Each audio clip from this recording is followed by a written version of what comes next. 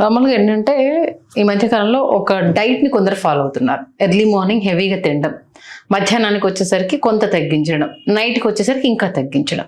3 పోర్షన్స్లో పొద్దున్న హెవీగా తింటే మన డైజెస్టివ్ సిస్టమ్ బాగా పనిచేస్తుంది అనేసి.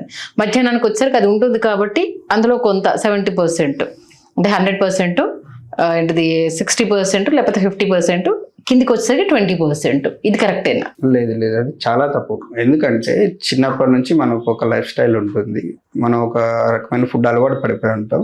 దానికి అనుకూలంగా మన డైజెషన్ సిస్టమ్ కూడా మారిపోయి ఉంటుంది. ఇప్పుడు మీరు 30 years 35 years వచ్చిన తర్వాత ఇప్పుడు మార్నింగ్ హెవీగా తీసుకొని, మధ్యాహ్నం దాంట్లో సగం తీసుకొని, నైట్ దాంట్లో సగం తీసుకొని ఇన్ని రకాలుగా మార్చారనుకోండి, ఈ 35 సంవత్సరాలు అలవాటు పడిపోయిన డైజెషన్ సిస్టము ఒకేసారి అది మార్చుకోవాలంటే కష్టం. సరే, కొంతమంది విత్తనంగా వాదిస్తారు, సరే ఇది మారుస్తే మాకు అలవాటు పడిపోతుంది కదా అంటారు. మనకు ఇండియన్లోనే చూసుకోండి, నార్త్ ఇండియన్స్లో వాళ్ళు తీసుకునే ఫుడ్ ఒక రకంగా ఉంటుంది, సౌత్ ఇండియన్స్లో వాళ్ళు తీసుకునే ఫుడ్ ఇంకో రకంగా ఉంటుంది.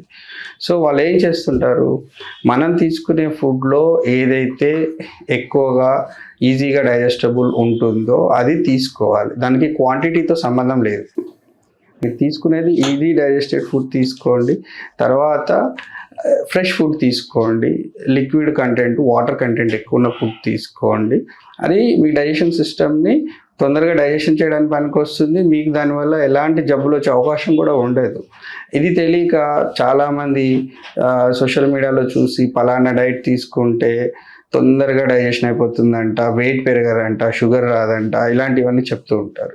రీసెంట్గా నేను ఇచ్చిన టీవీ ఇంటర్వ్యూలో ఒక కాలర్ నాకు కాల్ చేసి